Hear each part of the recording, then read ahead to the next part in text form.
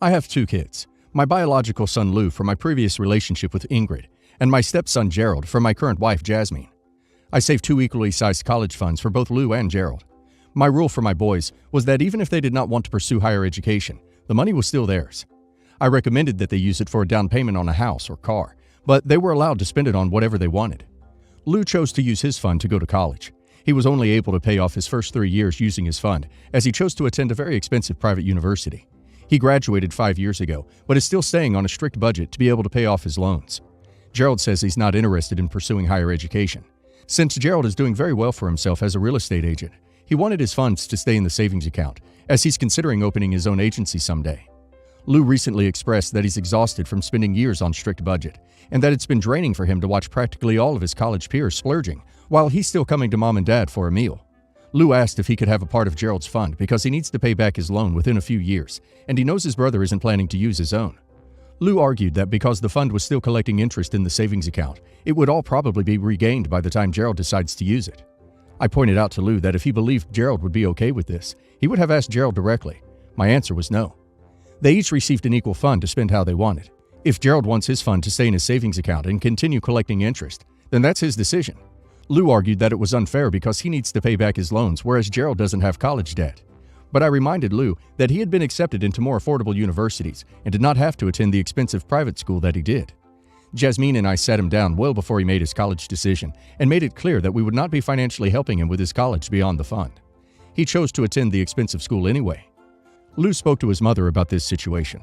I can tell because Ingrid made a post on Facebook accusing me of choosing my new family over Lou and keeping funds meant to benefit my children in a savings account while Lou's swimming in college debt.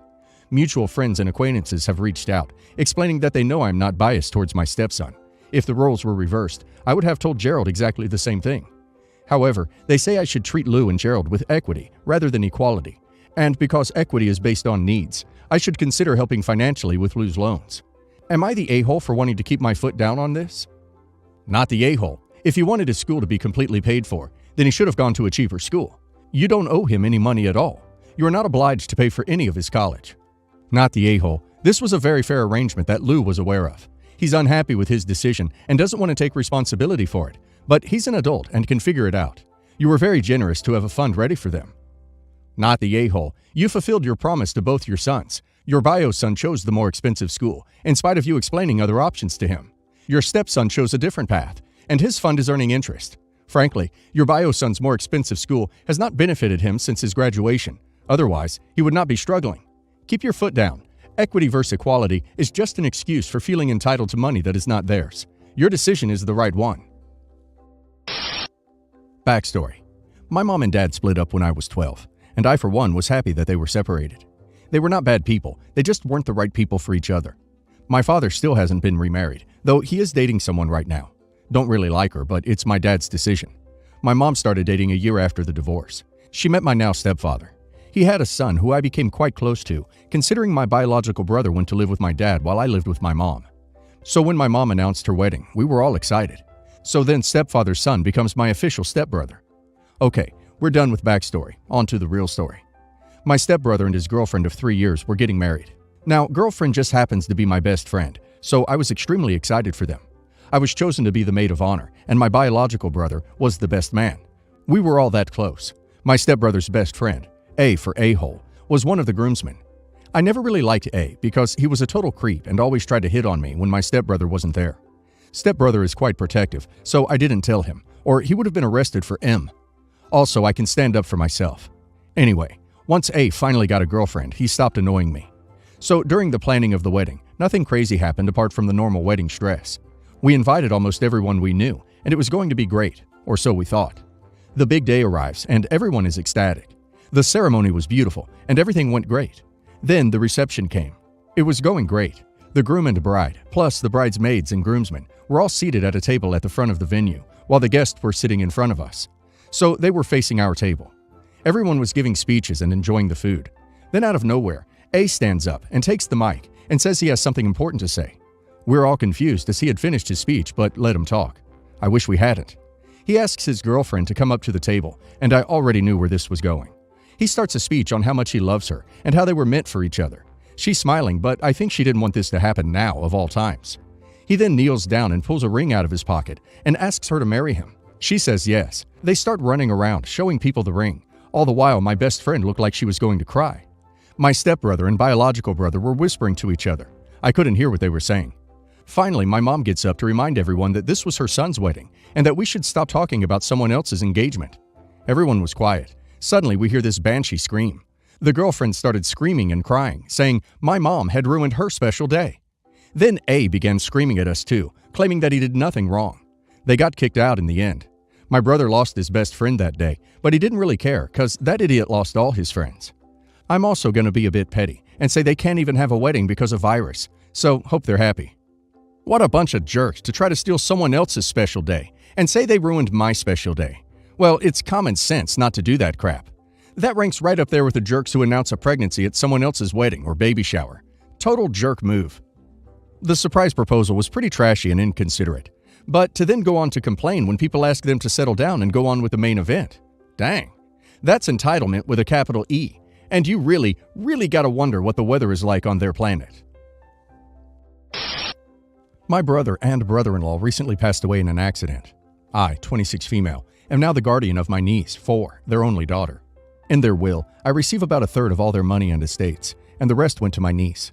This includes 2 sets of jewelry that were family heirlooms, passed to my brother-in-law through his mother. 1 set was given to me, another set to my niece. For background, my brother, 38, had been my guardian since he was 19 after our mother passed away. Our father left us when I was 5. He met my brother-in-law, 48, sometime after that, and a year later, we moved in with him. My brother-in-law is wealthy and owns a few businesses. He raised me like a daughter, and I was very privileged growing up. I'm currently doing a PhD abroad, and they are paying for everything. My brother was able to go to culinary school like he had always dreamed of, but never worked after graduating.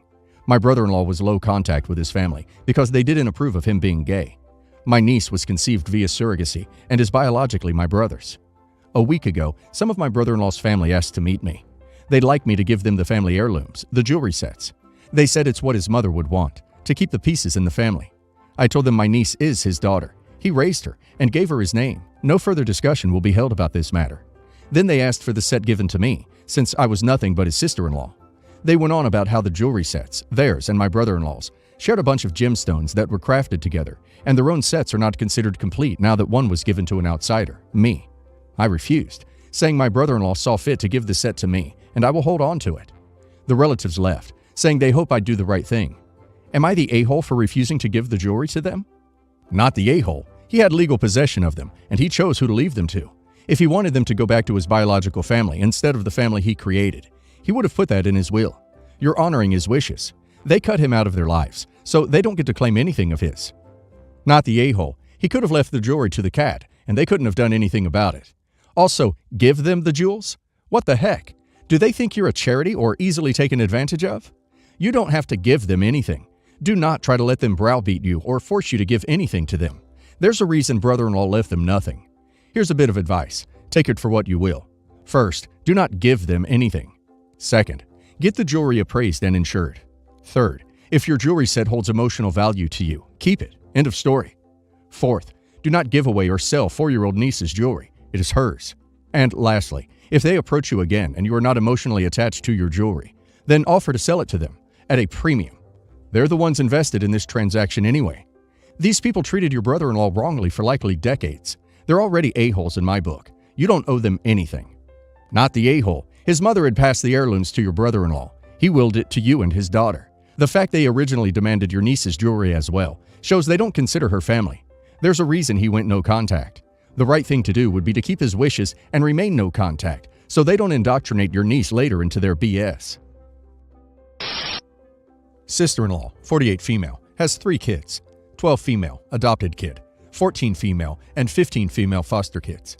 Me, my husband, and our 3 kids, 12 male, 11 female, 8 male, plus 31 weeks pregnant, live on the same property as my sister-in-law, separate houses, roughly 150 feet away from each other, same driveway.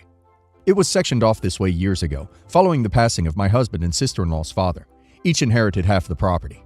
Recently, my sister-in-law got a new job that requires her to do overnights, 10:30 p.m. to 6:30 a.m., and her husband, 48 male, is basically useless.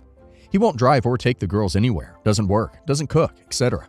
So instead of hiring a babysitter, She has fully expected me to assume responsibility of the girls while she sleeps all day, taking them to and from work, as well as taking her adopted kid, and usually at least 3 of her friends, to softball practice and games. I did at first because I knew she needed help, but then it got to a point of her expectations being ignorant at best, and me being fed up. Like her calling and asking me to go drop her girls off at the park, or bring them to a friend's house, or trying to convince me to take them to the beach with me and my kids every single time we went. Or an issue with them feeling entitled to using our kids' expensive trick bikes or skateboards. My kids are in recreational skateboarding and biking contests. I started saying no about a week ago, but she never stopped asking, despite me telling her I wasn't doing any more favors. I would take the girls to work, but that's it. Other than that, it's her job as a parent to step up to the ducking plate and figure it out. Well, she came banging on my door yesterday because earlier in the day, her adopted kid asked me for a ride to softball, and I said no, bringing my kids to the beach. And she was pissed. You'll really let your niece miss out on her opportunities to bring your kids to the beach? In short, yes, I would. She called me heartless and cruel, and it was at this point that I said maybe she should stop taking in kids that she's just going to pawn off on everybody else, because I'm tired of being her savior when she's a failure at parenting. She hasn't been to a single game, even before her shift change. She took off crying, and my husband says I was too harsh. Sounds like you said what needed to be said. She didn't seem to really understand you telling her that you weren't doing her any more favors. It's too bad it got to that point of her always expecting you to take care of her kids. But the reality is, you have your own family, not to mention also being pregnant right now. Not the a-hole. Not the a-hole. In all honesty, if I were you, I would contact the agency where she is receiving the foster care children from and let them know what is going on. Your sister is receiving money to care for foster children. If she's not providing proper care for them, she should not be doing it. Trust me, those kids know what is going on. Not the a-hole. Her husband should be the first one stepping up to help. If he doesn't work, study, or do parenting, maybe she should rethink about their relationship. If her husband works afternoons, nights, sure, they would have money to hire someone, or at least pay you to do it. My wife, me, and our 2-year-old are going on our first family road trip to California. We rotate driving in shifts, but the problem is that when I was driving, my shift fell during the night, and so I was feeling really lonely and bored as I was driving. I'm not someone who can be left to his own thoughts very well, and I need people around me. I thrive on energy and excitement. My wife is a bit of the opposite. She's generally fine with being left alone and can sit quietly for hours and hours upon end. The problem is that around 11 p.m., I was driving and my wife and our son were in the back seat. I was feeling isolated, so I shook her awake, but then our son woke up, and well, you can probably guess what happens next. Once he quieted down, my wife began to quietly blow up at me about how much of a jerk I was being. I told her that it wasn't fair for her to just sleep like that, and it made me feel like a driver. Then she said that she doesn't force me to stay awake or engage with her. But I told her that's a cheap blow, because we're not the same people. And I kept my mouth shut while she was driving because I know she doesn't like distractions, even though it bothered me terribly. So the least she could do is to stop being selfish and help keep me sane. Despite my perfectly logical answer, she apparently got emotional, and then started whisper screaming some crap about how raising one toddler is hard enough, and that she didn't know there was another one in the car who needed his whims catered to at every moment. And at that point, since she got rude, I decided to disengage. Now our whole trip is falling apart, and she's making me out to be the bad guy. You're the a-hole. How can your wife safely drive during her shift if she's tired from staying up and talking to you? Podcast, music, phone a friend, something. Your wife probably carries most of the mental load when it comes to caring for your toddler. The least you could do is let her sleep. You're the a-hole. Play a podcast or music like everyone else and let your tired wife sleep. Oh my dear Lord. You would be kicked out of the car and left alongside the road. I'm pissed for your wife. Why are you acting like a toddler? You're the a-hole.